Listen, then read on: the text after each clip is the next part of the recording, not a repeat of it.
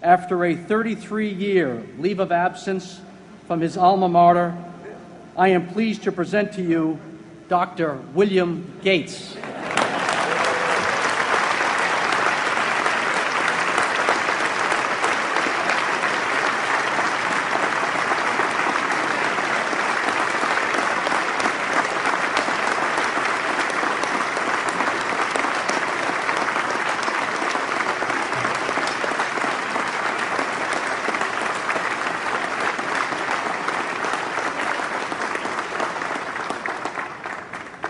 Thank you.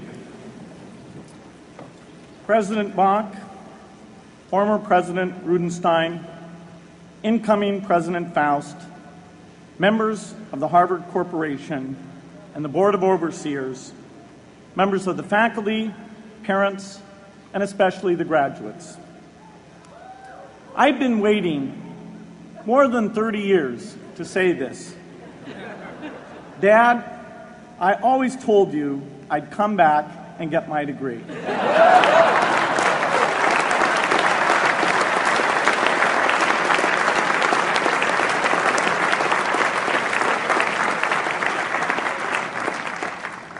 I want to thank Harvard for this honor.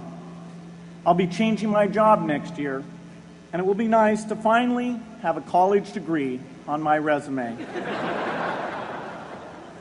I applaud the graduates for taking a much more direct route to your degrees.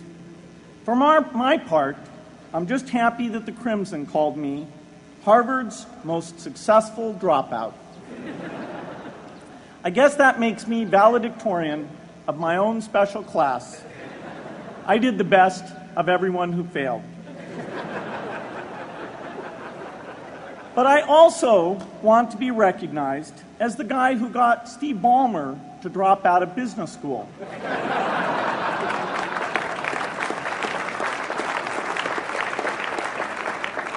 I'm a bad influence.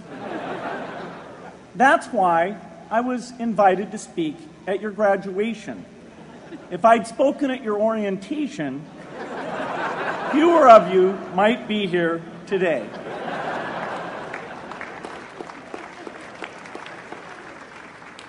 Harvard was a phenomenal experience for me.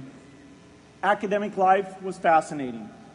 I used to sit in on lots of classes that I hadn't even signed up for. And dorm life was terrific. I lived up at Radcliffe in Currier House. There were always a lot of people in my dorm room late at night discussing things because everyone knew that I didn't worry about getting up in the morning. That's how I came to be the leader of the antisocial group. We clung to each other as a way of validating our rejection of all those social people. Radcliffe was a great place to live. There were more women up there, and most of the guys were math science types. The combination offered me the best odds, if you know what I mean. That's where I learned the sad lesson that improving your odds doesn't guarantee success.